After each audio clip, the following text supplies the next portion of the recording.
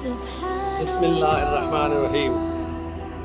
پاکستان کی سیاست میں لیول پلینگ برابر کی بات ہو رہی ہے، تو قرآن سے پوچھے نا، قرآن کس لیے ہے؟ بین تذہبون، کہاں جا رہے ہو انسانوں؟ ان هو الا ذکر للعالمین لمن شاء منکم ان یستقیم، اس میں ہے افمن کان مومنا کمن کان فاسقا، کیا وہ جو مومن ہے کیا وہ فاسق منافق کافر کی طرح ہو سکتا ہے؟ برابر نہیں ہو سکے، لا یستوون۔